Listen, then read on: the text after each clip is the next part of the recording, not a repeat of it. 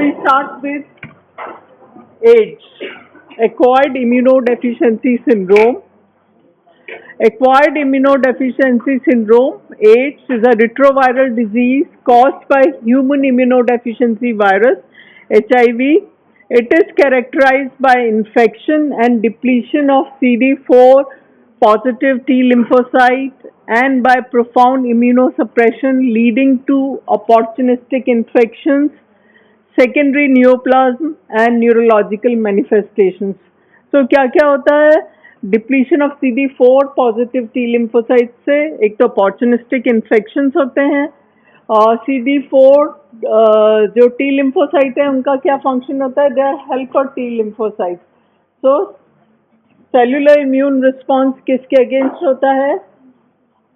Against the, बताओ किसके against होता है?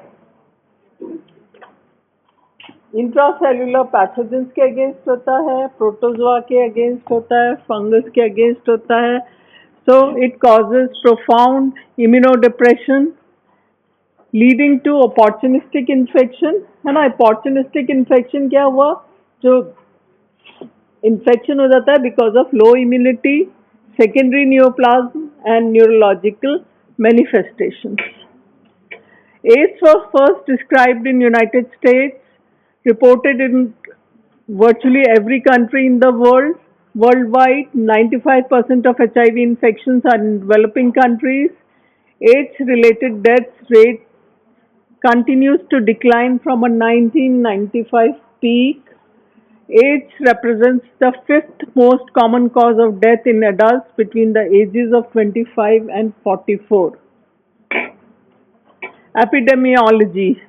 Epidemiological studies have identified 5 groups of adults at risk for developing AIDS. First is homosexual or bisexual men. It's the largest group, accounting for over 50% of the reported cases. Homosexual or bisexual men. Second is intravenous drug abusers. Third is hemophiliacs, especially those who receive large amount of factor 8 and factor 9 concentrates before 1985. Fourth जो group है वो है recipients of blood and blood components who receive transfusion of HIV infected blood or blood components. आजकल हम लोग जो है ads के लिए टेस्ट करते हैं, HIV के लिए टेस्ट करते हैं, so blood is comparatively safer, है ना. इट्स नॉट 100% सिक्योर, फिर भी सेफर है. And the fifth category is heterosexual contacts of members of other high risk.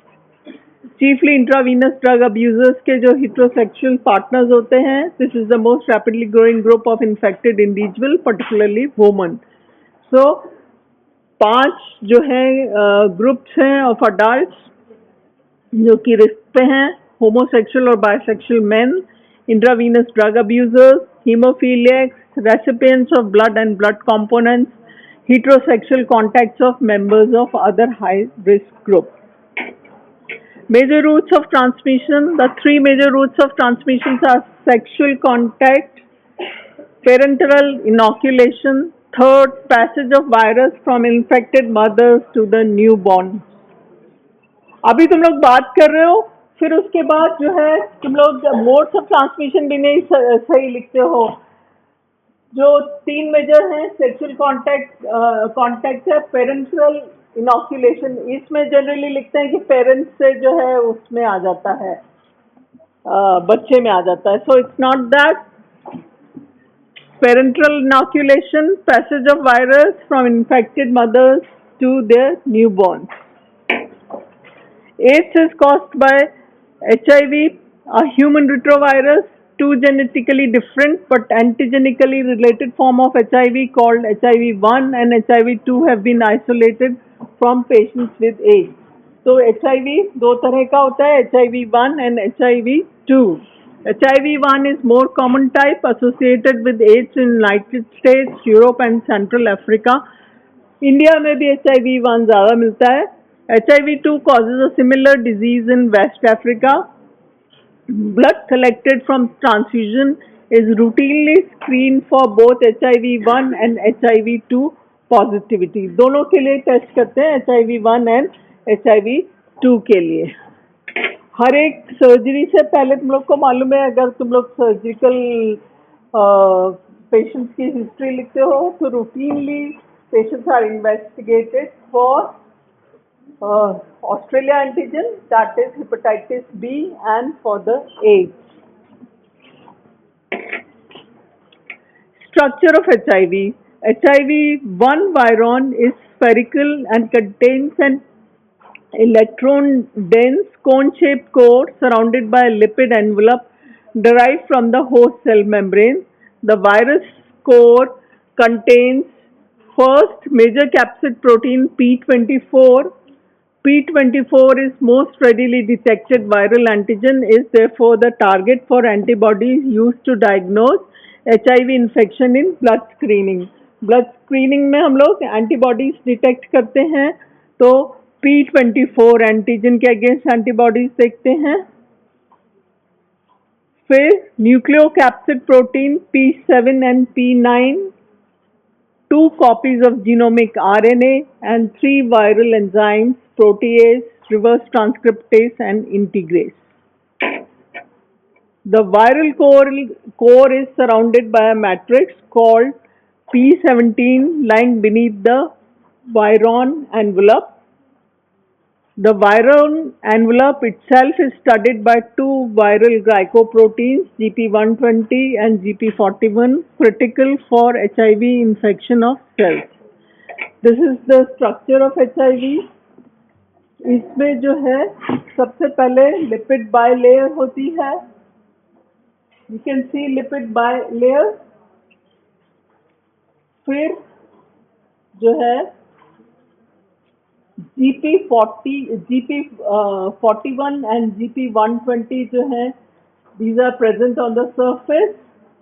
फिर P17 मैट्रिक्स होता है लिपिड लेयर के नीचे और 2 copies of genomic RNA और प्रोटीएज, इंटीग्रेस और रिवर्स ट्रांसक्रिप्टेज एंजाइम्स होते हैं। ठीक है, सो लिपिड एनवलप होता है which is derive from host cell membrane और कोन शेप्ड कोर होता है। Now we come to the pathogenesis of HIV infection and AIDS. While HIV can infect many tissues, there are 2 major targets of HIV infection: immune system and central nervous system. क्या क्या है target? Immune system है और central nervous system है। So HIV can infect many tissues, but there are 2 major targets of HIV infection. One is the immune system, तभी हम लोग immunity में पढ़ रहे हैं इसको, immune system and central nervous system. Profound immunodeficiency, primarily affecting cell-mediated immunity, is the hallmark of AIDS. Generally, cell-mediated immunity is lost. AIDS में क्या होता है? Cell-mediated immunity is lost because of infection of CD4 T cells. So this results chiefly from infection and a severe loss of CD4 T cells as well as impaired in the function of surviving helper T cells. So helper T cells, CD4 positive T cells हैं, they are lost, है ना? तुम लोग ने कभी देखा हो HIV का पेशेंट और उसके इन्वेस्टिगेशंस हो, देखे हो तो तुम लोग को पता है कि हम लोग CD4 कराते हैं, CD4 काउंट कराते हैं HIV में। तो HIV में एक तो CD4 T लिम्फोसाइट्स की काउंट कम हो जाती है और जो काउंट कम होती है, मतलब जो भी होती है, वो वाले सर्वाइविंग टी सेल्स की जो है उनका भी फंक्शनल डिरेंजमेंट हो जाता है या इम्पेयरमेंट होता है of surviving helper T sales. तो सबसे इम्पॉर्टेंट चीज़ है क्यों इम्यूनिटी कम हो जाती है, because loss of CD4 T lymphocytes and impairment of function of surviving T cells. ठीक है, 2 मेजर टारगेट्स हैं HIV इन्फेक्शन के, एक तो इम्यून सिस्टम है और दूसरा सेंट्रल नर्वस सिस्टम है। ये पता चल गया HIV इज अ रिट्रोवायरस। उसका स्ट्रक्चर पता चल गया कि उसमें पहले बाहर लिपिड बाइलेयर होती है और उसके अंदर कोन शेप कोर होते हैं, 2 कॉपीज ऑफ जीनोमिक RNA होता है, P24 एंटीजन होता है और एंजाइम्स होते हैं, प्रोटीएस, इंटीग्रेस एंड रिवर्स ट्रांसक्रिप्शन। ठीक है, तो एड्स हम लोग क्या पढ़ रहे हैं as an example of acquired immunodeficiency. हमने प्राइमरी इम्यूनोडेफिशिएंसी पढ़ी थी ना लास्ट टर्न पे, मैंने बहुत शॉर्टली बताया था बिकॉज हमारे कोर्स में नहीं है, पर primary immunodeficiency early in the life में होती है ना, और वो जेनेटिकली रिलेटेड होती हैं। वेरएस इम्यूनो ये जो है HIV वायरल इन्फेक्शन है, इट्स अ रिट्रोवायरल इन्फेक्शन। सो एक तो CD4 टी सेल्स जो हैं वो डिप्लीट हो जाते हैं और सर्वाइविंग हेल्पर टी सेल्स का भी इम्पेयरमेंट होता है। फिर इसके अलावा macrophages and dendritic cells are also targets of HIV infection.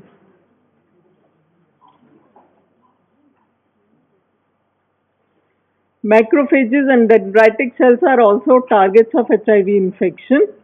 HIV enters the body through mucosal tissue and blood and first infects T cells as well as dendritic cells and macrophages.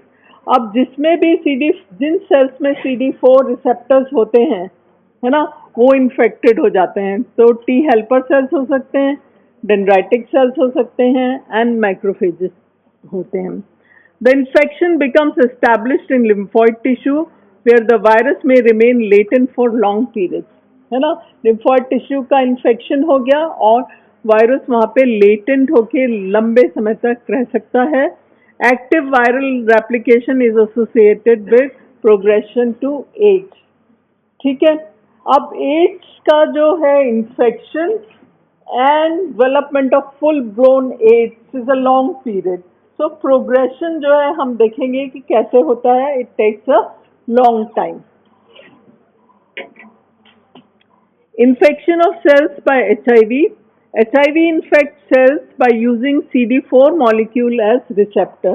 ठीक है, ये हम लोग जानते ही हैं कि हम लोग जो है there is selective loss of CD4 positive cells।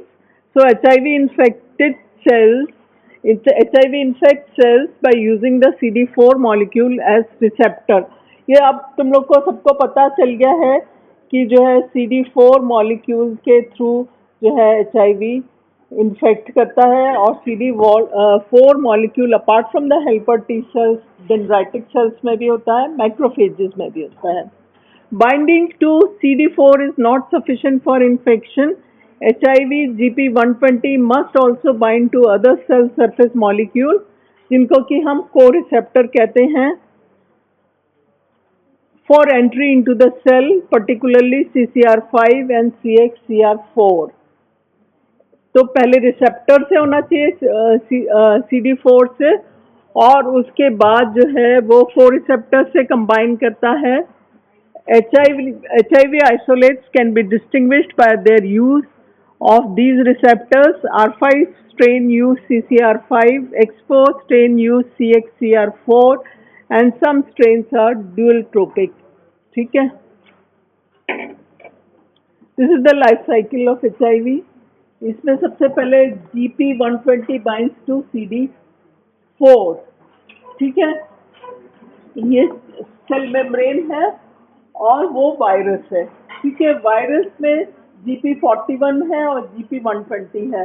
तो सबसे पहले क्या होगा कि GP120 binds to the CD4 molecule. इस वाले इसमें दिखाया है GP120 binds to the CD4 molecule. और इसके बाद है ना कॉन्फॉर्मेशनल चेंज होता है। कॉन्फॉर्मेशनल चेंज मीन्स कि 3 डायमेंशनल चेंज होता है ना, और जब वो होता है कॉन्फॉर्मेशनल चेंज के बाद वो को रिसेप्टर से बाइंड करता है। इस वाले इसमें दिखाया है कि यहाँ पे जो है को रिसेप्टर से बाइंड कर दिया। ठीक है, तो को रिसेप्टर्स जो हमें CXCR4 और CCR5 था, तो वो उन को रिसेप्टर्स से बाइंड करता है और उसके बाइंड करने के बाद जो है मेम्ब्रेन पेनिट्रेशन होता है, और मेम्ब्रेन पेनिट्रेशन के बाद मेम्ब्रेन फ्यूजन होता है। यहाँ पे मेम्ब्रेन पेनिट्रेशन दिखाया है और ये मेम्ब्रेन फ्यूजन हो रहा है ना। तो वायरस बिल्कुल अटैच हो गया है लिपिड लेयर को पेनिट्रेट करके। Now the genetic material of virus can come inside the cell. ये बात समझ में आ गई? This is the lipid layer of the cell membrane. ये जिस सेल को इन्फेक्ट कर रहा है, जो सेल CD4 पॉजिटिव है, जैसे टी लिम्फोसाइट है, मैक्रोफेज है, डेंड्राइटिक सेल है, उनको कैसे इन्फेक्ट करेगा? All the cells which have CD4 molecule. ये बात समझ में आया कि कैसे एंटर करता है? पहले CD4 से कंबाइन करता है GP120, उसके बाद उसका कॉन्फॉर्मेशनल चेंज होता है, फिर वो कोरिसेप्टर से बाइंड करता है, मेम्ब्रेन पेनिट्रेशन होता है, और मेम्ब्रेन पेनिट्रेशन और मेम्ब्रेन फ्यूजन से जो है genetic material comes inside the host cell. So this is the life cycle of HIV. Viral replication. Once internalized, the RNA genome of the virus undergoes reverse transcription, leading to synthesis of double-stranded complementary DNA. जिसे प्रोवायरल DNA कहते हैं। अब virus में तो it's an RNA virus है ना, virus में RNA है, और RNA gene of the virus undergoes reverse transcription. Reverse transcription से क्या होता है? कॉम्प्लीमेंट्री डीएनए बनता है। आरएनए से क्या बना? कॉम्प्लीमेंट्री डीएनए बना। और जो क्विसेंट टी सेल्स होते हैं, HIV cDNA में remain in the cytoplasm in linear episomal form.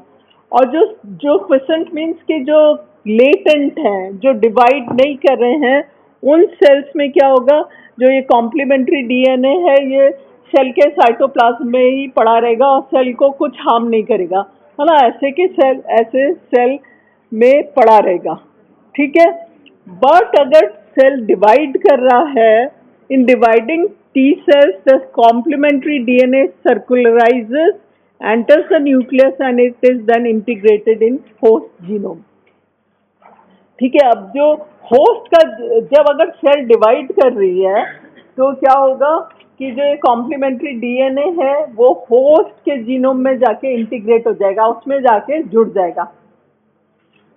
ये बात समझ में आई? हमने अभी पूरा एक डायग्राम देखा था जिसमें देखा था कि कैसे मेम्ब्रेन फ्यूजन होता है, और जो है आरएनए उसका जो जेनेटिक मटेरियल है which is RNA of the virus, it comes into the cytoplasm of the host cell, है ना।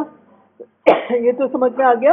अब इसके बाद अगर सेल क्विसेंट है, अगर इसने टी लिम्फोसाइट को इन्फेक्ट किया है और टी सेल नहीं डिवाइड कर रही, तो वो ऐसे कैसे बहुत समय तक पड़ा रह सकता है? नथिंग हैपन्स, है ना। बस the patient is infected but cell doesn't die. पर कभी भी कोई भी इन्फेक्शन होगा और टी सेल रिकग्नाइज करती है उस एंटीजन को और स्टार्ट डिवाइडिंग, तो क्या होगा कि ये जो है आरएनए आया था उसका कॉम्प्लीमेंट्री डीएनए जो बना वो आके इंटीग्रेट हो जाएगा, होस्ट के जीनोम में आके इंटीग्रेट हो जाएगा, ठीक है। और जैसे जैसे डिवीजन होगा तो ये डीएनए भी उसके साथ में डिवाइड हो जाएगा। After this integration, the provirus may be silent for months or years to form a latent infection, or proviral DNA may be transcribed with the formation of complete viral particles that bud from the cell membrane. Such productive infection, when associated with extensive viral budding, leads to the death of the infected cell. ये है।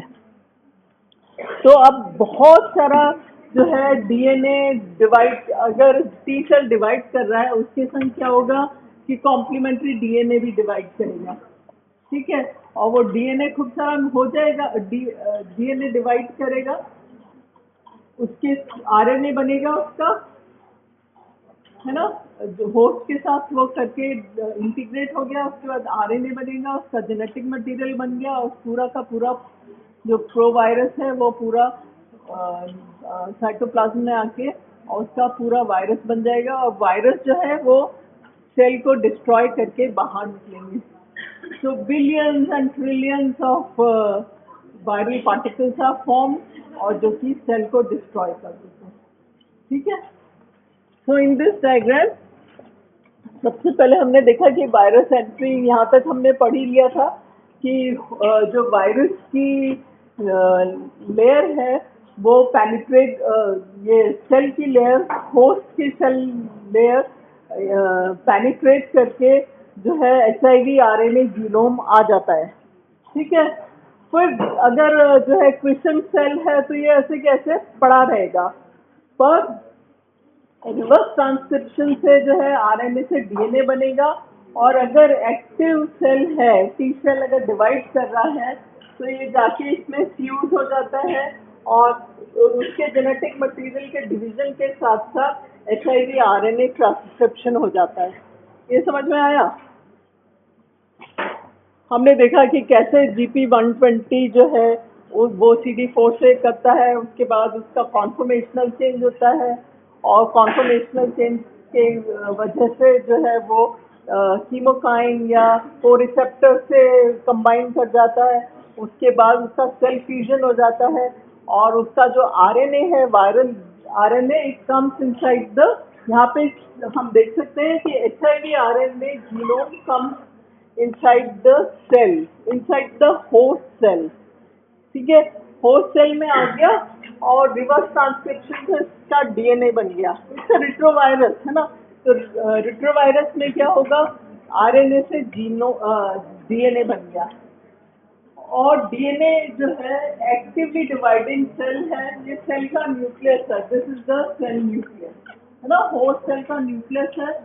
अगर वो divide कर रहा है तो जो है एचआईवी डीएनए प्रोवायरस से एचआईवी आरएनए ट्रांसक्रिप्ट बन जाएगी, ठीक है। सेल का डिवीजन हो रहा है तो सेल का जीनोमिक मटेरियल डिवाइड कर रहा है ना, तो उसके साथ साथ डीएनए से इससे आरएनए बनेगा। पहले आरएनए से डीएनए बना, ठीक है, जो वायरस का आरएनए था उससे जो है रिवर्स ट्रांसक्रिप्शन से डीएनए बना, और क्योंकि डीएनए तो होस्ट सेल से डीएनए हम लोग के न्यूक्लियस में भी, होस्ट सेल के न्यूक्लियस में भी डीएनए है, तो उससे इनकॉर्पोरेट हो जाएगा है ना, उसमें जुड़ जाएगा कॉम्प्लीमेंट्री डीएनए। और जब सेल डिवाइड करेगा तो डिवीजन के साथ साथ क्या होगा, आरएनए फॉर्म होगा, है ना। ये डिवाइड कर रहा है तो उस डीएनए से आरएनए बनेगा। तो synthesis of HIV proteins, a family of virion core structure, तो इससे आरएनए बन गया, यहाँ पे HIV आरएनए बना और आरएनए जो है वो साइटोप्लाज्म में आया और इससे जो है पूरा का पूरा वायरस बन गया, ठीक है। और वायरस बन के सारा ये बन गया न्यूक्लियस, और लिपिड बायलेयर जो है होस्ट के ही एनवेलप कर लेती है, होस्ट की लेयर है ना, उसी को लेके लिपिड लेयर बन जाती है। And so you see billions and trillions of this viral particle budding from the T lymphocyte या एनी सेल जो कि CD4 पॉजिटिव है, ठीक है। तो ऐसे खूब सारे जो वायरल पार्टिकल्स जो हैं इन्फेक्टेड सेल में बड करेंगे। जब ये बड करेंगे तो क्या होगा, CD4 T lymphocyte will be lost, है ना, they will be destroyed. That's why there is depletion of CD4 lymphocytes. Viral खूब सारे रिलीज होते हैं, तो हमने देखा एक वायरस से खूब सारे वायरस बन जाएंगे। Now we come to the major abnormalities of immune functions in AIDS. सबसे पहले लिम्फोपीनिया। लिम्फोपीनिया मीन्स कि लिम्फोसाइट कम हो जाएगी, predominantly caused by selective loss of CD4 positive helper T cell subset. और CD4 लिम्फोपीनिया क्यों होगा, because CD4 T cells are infected और उनका साइटोलिसिस हो रहा है। So lymphopenia predominantly caused by selective loss of CD4 helper T cell subset. Decrease T cell function in vivo, जो body के संग हो रहा है, बॉडी के अंदर हो रहा है। Preferential loss of activated and memory T cells, decrease delayed type of hypersensitivity, T helper cells are responsible for delayed hypersensitivity reaction, ये हम लोग ने पढ़ा था ना। So decrease delayed type of hypersensitivity reaction, याद है कि नहीं याद है, हमने टाइप 4 हाइपरसेंसिटिविटी पढ़ा था, दो तरह की होती है, एक CD4 एक CD8 पॉजिटिव सेल्स की। CD4 सेल्स जो हैं वो क्या करते हैं, डिलेड हाइपरसेंसिटिविटी करते हैं। और एज अ प्रोटोटाइप हम लोग ने ट्यूबरकुलिन रिएक्शन और मॉन्टूस टेस्ट देखा था, है ना। So decrease delay type of hypersensitivity, susceptibility to opportunistic infection and susceptibility to neoplasm।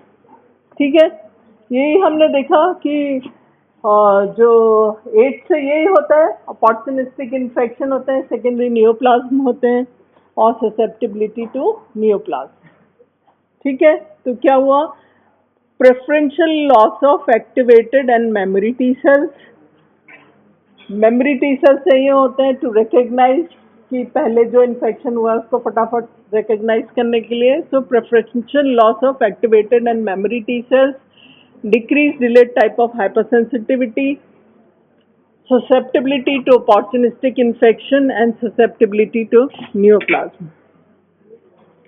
Altered T cell function in vitro. In vitro means कि बॉडी के बाहर जो हम एक्सपेरिमेंटली देखते हैं कि टी सेल्स में क्या चेंज आया, तो उसमें decrease proliferative response to mitogens, allo antigens and soluble antigens, decreased cytotoxicity, decreased helper function for B cell antibody production. You know the helper cells are required for B cells जो है antibody formation. B cells भी बिना T cell के help के antibody नहीं produce करते, तो decreased helper function for B cell antibody production. So हमेशा जब भी T cells are lost, B cells भी ठीक से फंक्शन नहीं करते because they required, B cells required T cell help for antibody production, और decrease interleukin 2 and gamma interferon production. So these are the T cell function in vitro.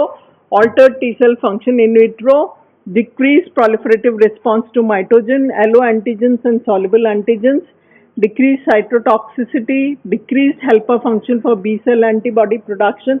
So mind you, loss हम लोग का हो रहा है CD4 positive lymphocytes का, पर उसके साथ साथ अफेक्टेड है एंटीबॉडी फॉर्मेशन भी अफेक्टेड है because B cell require T cell help for antibody production, और decrease interleukin and gamma interferon production.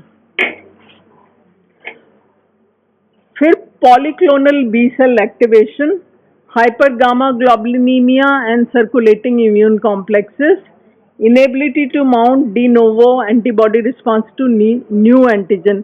जो B cells भी जो हैं वो भी एंटीबॉडी प्रोड्यूस नहीं कर सकते नए एंटीजेंस के अगेंस्ट।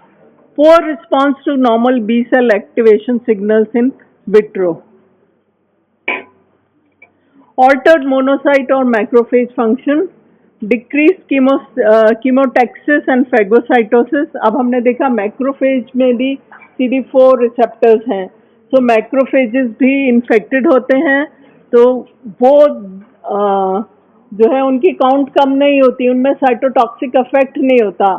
कई बार पूछते हैं कि भाई टी लिम्फोसाइट्स जो हैं वो तो लॉस्ट हो जाते हैं, जब मैक्रोफेजेस में भी CD4 रिसेप्टर है तो कि मैक्रोफेज की काउंट क्यों नहीं कम होती। So the virus is not cytotoxic to macrophage, है ना। So पर उनका altered हो जाता है मोनोसाइट और मैक्रोफेज का। डिक्रीज कीमोटैक्सिस एंड फेगोसाइटोसिस, जो इनका मेजर फंक्शन है chemotaxis and phagocytosis. Decrease class 2 HLA expression, diminished capacity to present antigen to T cells, diminished capacity to present antigen to T cell। Monocyte macrophages T cell को antigen process और antigen present करते हैं। Class 1 antigen किस में होते हैं, कौन से सेल्स में होते हैं, किस में होते हैं?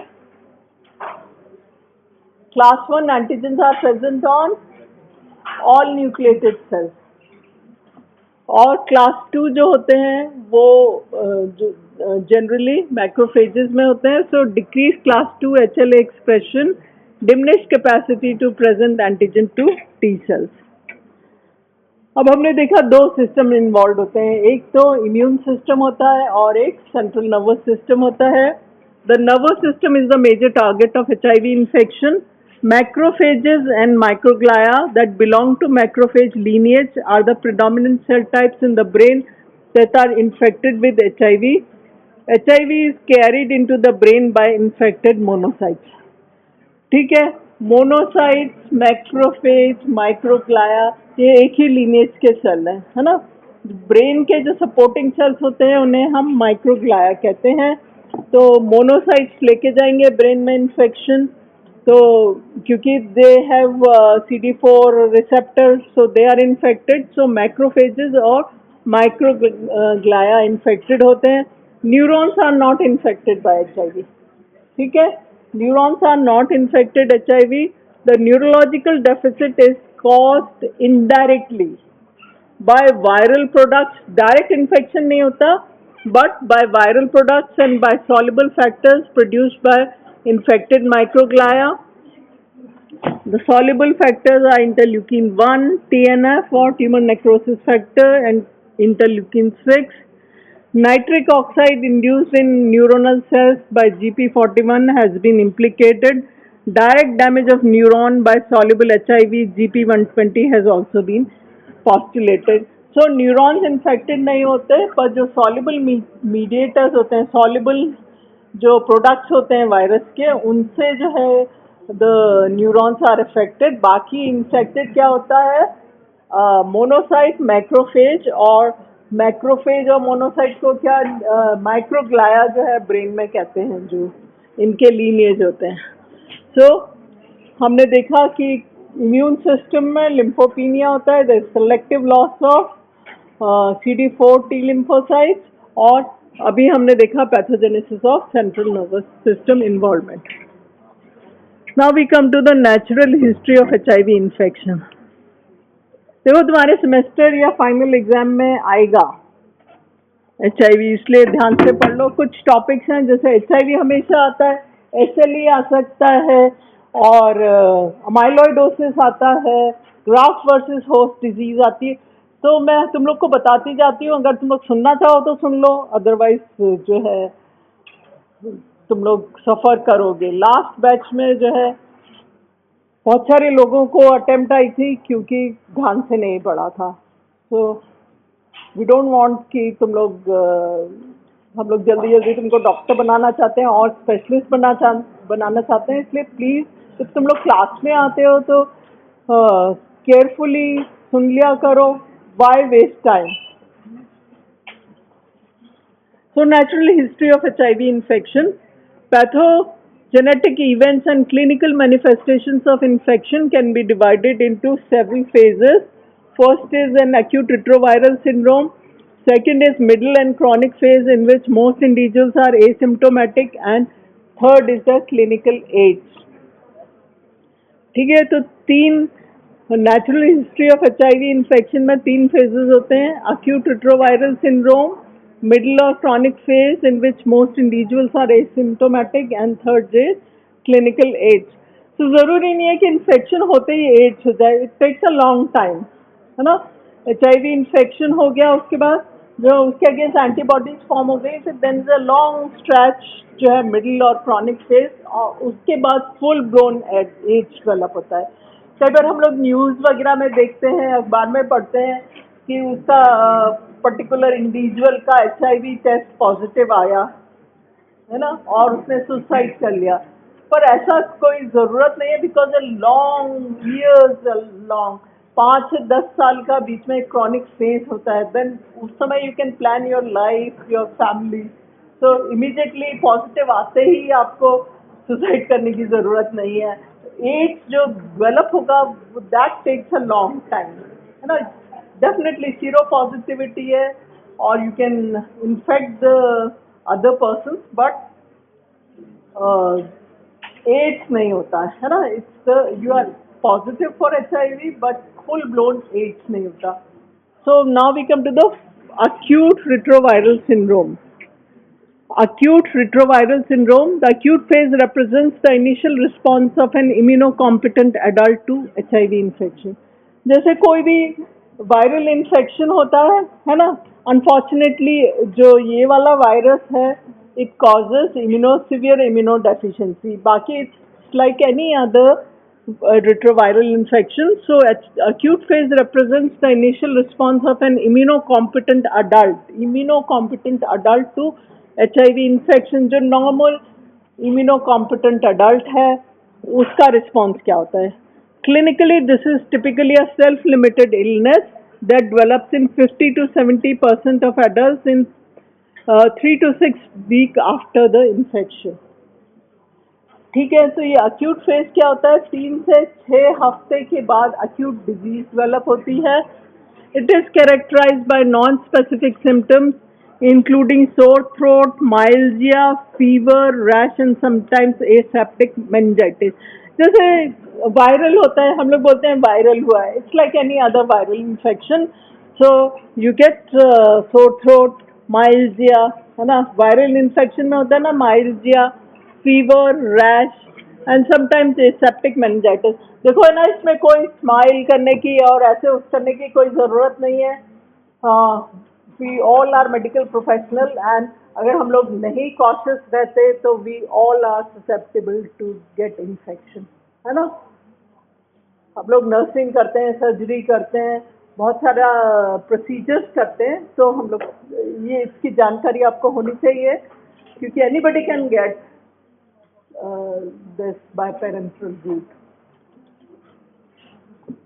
So it is अभी इसको social stigma because one of the mode of transmission is sexual transmission, है ना.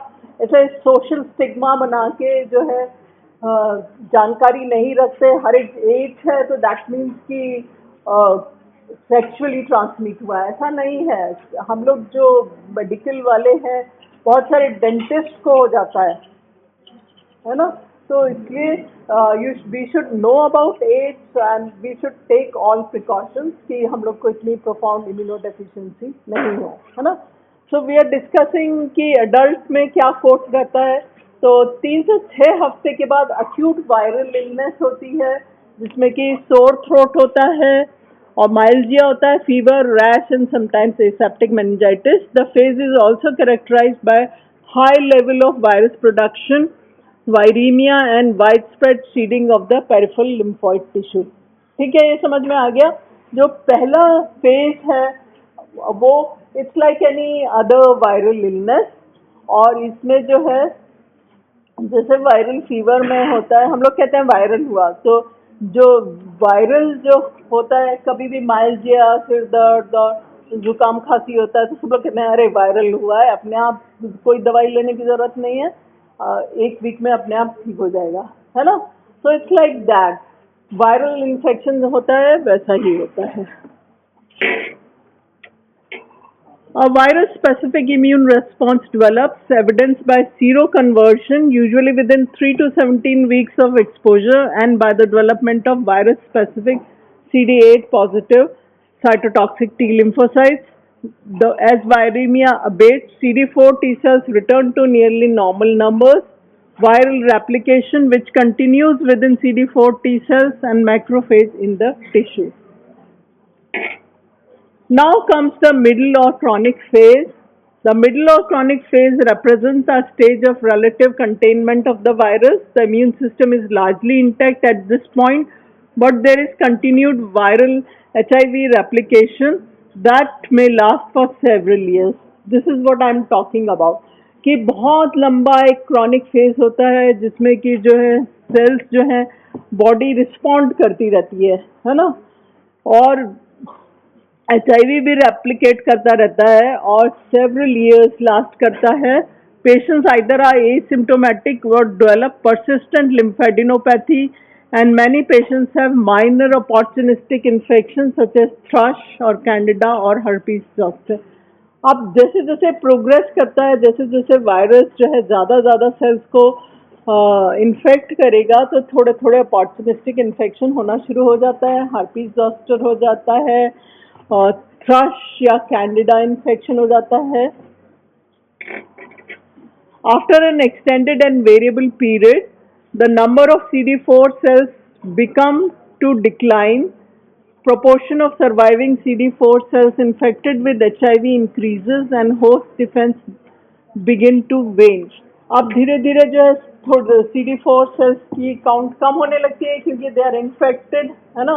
पहले तो बॉडी रिस्पॉन्ड करता है बाय सेल्स जो है डिवाइड करते हैं, और एक समय ऐसा आता है कि बहुत सारे सेल इन्फेक्टेड हो गए हैं, कुछ लूज कर लेते हैं, CD4 सेल काउंट कम होने लगती है, और जो बचे हुए भी होते हैं, हमने देखा था कि इन्फेक्टेड सेल्स भी जो है प्रॉपरली फंक्शन नहीं करते, impairment of the surviving CD4 T cells. Persistent lymphadenopathy with constitutional symptoms, fever, rash, fatigue reflects the onset of immune system decompensation, escalation of viral replication and onset of crisis phase. So chronic phase लंबा 5 से 10 साल तक चलता है और धीरे धीरे body के जो है वो रिस्पॉन्सेस कम होते हैं, धीरे धीरे अपॉर्चुनिस्टिक इन्फेक्शन होने लगता है और उसके बाद जो है थर्ड फेज आ जाता है क्राइसिस फेज. ठीक है, तो पहला अक्यूट फेज है, acute phase is like any other viral illness, फिर उसके बाद क्रॉनिक फेज आ जाता है या मिडिल फेज आता है और उसके बाद third is the crisis phase. The final crisis phase is characterized by a catastrophic breakdown of host defense, a marked increase in viremia and clinical disease. जो कि हम लोग एड्स हो गया तो हम लोग सब जानते हैं कि एड्स में immuno deficiency, severe immuno deficiency होती है. So there is catastrophic breakdown of host defence कम होते हैं, marked increase in viraemia. Host defence कम क्यों होगा? क्योंकि वायरीमिया हो रहा है और clinical disease is produced. Typically, patient presents with fever of more than 1 month duration, fatigue, weight loss, and diarrhea. Fatigue, weight loss, and diarrhea. The CD4 cell count is reduced below 500 cell per microliter. Age-defining conditions. After variable interval, patients develop serious opportunistic infections, secondary neoplasm, and or neurological manifestations, so-called age-defining conditions, and the patient is said to have full-blown age. So after a long chronic phase, acute phase आया, chronic phase आया, crisis phase. Crisis phase को हम कहते हैं कि patient को AIDS हो गई है ना? Patients may test positive later in the acute phase and in the chronic phase, but full-blown AIDS जो है वो crisis phase में होती है. Even if the usual age-defining conditions are not manifest, Center for Disease Control (CDC) guidelines define any HIV-infected individual with CD4 cell count less than or equal to 200 per microliter as having AIDS. तो ads कब होता है? जबकि CD4 cell count जो है 200 हो जाती है या 200 से कम पर माइक्रोलीटर होती है. सो एड्स डिफाइनिंग कंडीशंस क्या क्या है? अपॉर्चुनिस्टिक इन्फेक्शन है, सेकेंडरी न्यूप्लाज्म है और जो है न्यूरोलॉजिकल मैनिफेस्टेशंस है. और अगर कुछ भी नहीं होता है पर patient is testing AIDS positive और उसकी CD4 काउंट 200 है या 200 से कम है तो पेशेंट को कहते हैं कि पेशेंट को एड्स है. ठीक है, प्रोफाउंड इम्यूनोडेफिशिएंसी होगी तो अपॉर्चुनिस्टिक इन्फेक्शन होंगे, सेकेंडरी न्यूप्लाज्म होंगे, न्यूरोलॉजिकल मैनिफेस्टेशंस होंगे.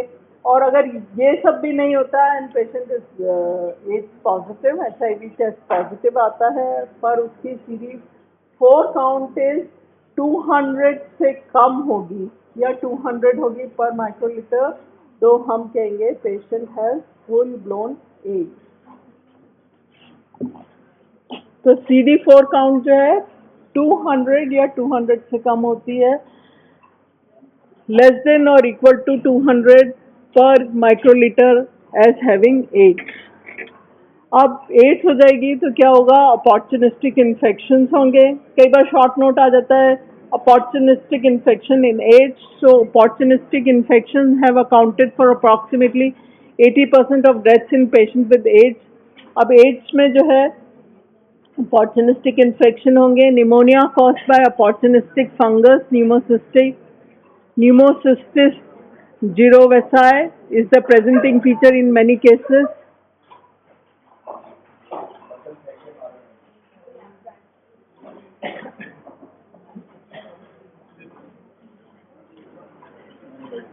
तुम लोग को 3 सितंबर को सेमेस्टर है, सेकेंड सेमेस्टर. पैथ्स का तो I know.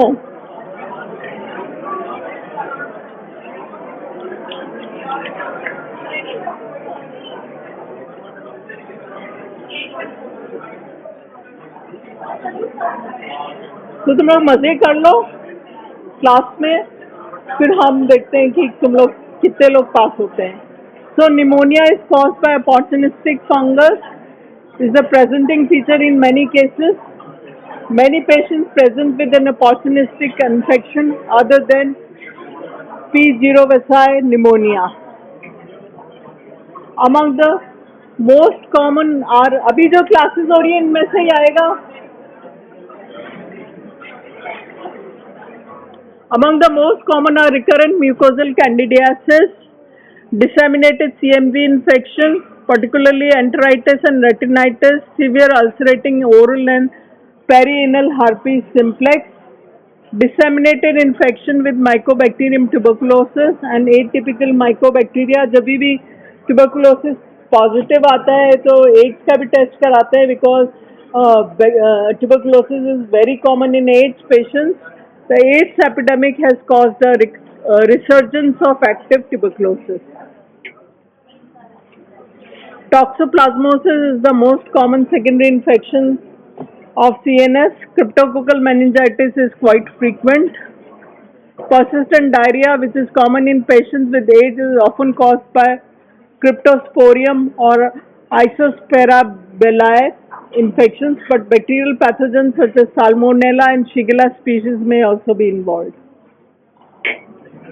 Neoplasm. Patients with AIDS have a high incidence of certain tumors, particularly Kaposi sarcoma, non-Hodgkin's lymphoma, and cervical cancer in women. The basis of increased risk of malignancy is multifactorial: profound defect in T cell immunity, dysregulated B cell and monocyte function, multiple infections with known human herpes virus, virus type 8, EBV, human papilloma virus, and unknown viruses. Now comes the serological profile of HIV infection. Following the HIV infection, there is a period of varying length, usually 4 to 6 weeks in case of transfusion of infected blood, during which the infection is established, called window period. ठीक है. HIV infection के बाद window period होता है. In window period an individual is infectious but has no demonstrable antibody. ठीक है. तो window period क्या होता है? जब एंटीबॉडीज नहीं आती पर पेशेंट इन्फेक्टेड है. ठीक है. तो patient can spread the infection, but क्योंकि हम लोग एंटीबॉडीज टेस्ट करते हैं जनरली, तो एंटीबॉडीज तो आई नहीं है, तो विंडो पीरियड में patient is infected but there are no demonstrable antibodies. In some cases, especially after infection by sexual route, the window period may be prolonged. Tests to detect HIV infection: either the detection of antibodies or detection of antigens. Antibodies जो है screening test होते हैं, ELISA होते हैं, और confirmatory, as you all know, is the Western blot test. और antigen जो है वो virus isolation and PCR based taste like nucleic acid testing.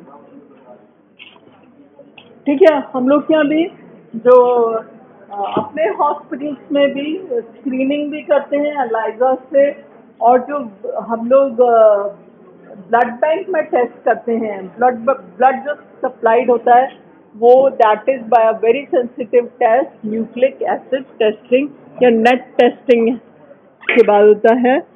Laboratory diagnosis of AIDS: first is detection of specific antibodies, screening test, ELISA, rapid test, simple test, supplemental test, immunoblot, Western blot, indirect immunofluorescence assay, RIPA, radio immunoprecipitation test, detection of cell specific antigens.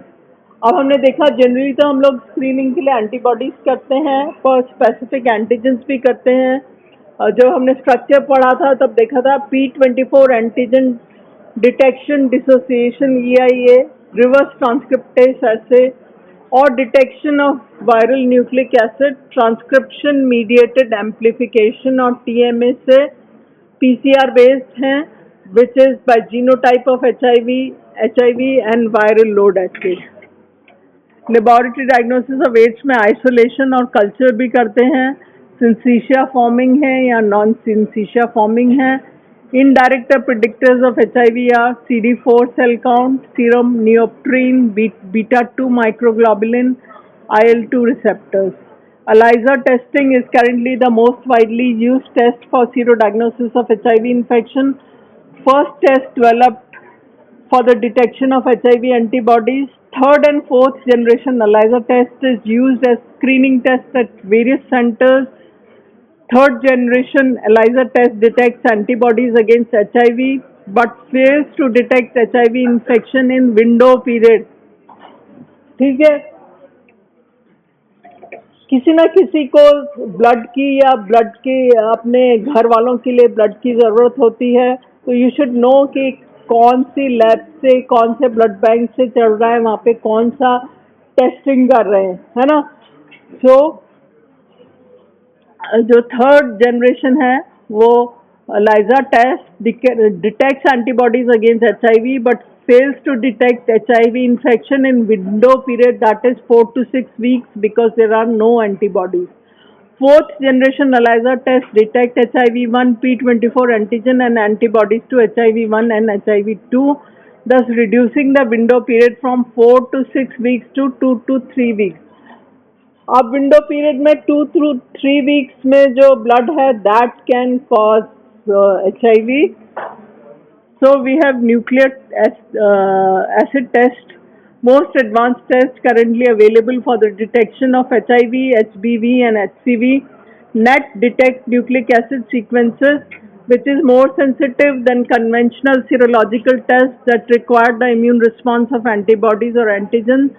Once someone get infected, NET can detect low level of viral genetic material present in the body before the body begins to produce the antibodies. ठीक है, so net testing जो है वो बहुत low level of viral genetic material present in the body को भी detect कर देता है. And we are doing this test in our blood bank. Thank you. That's all about HIV.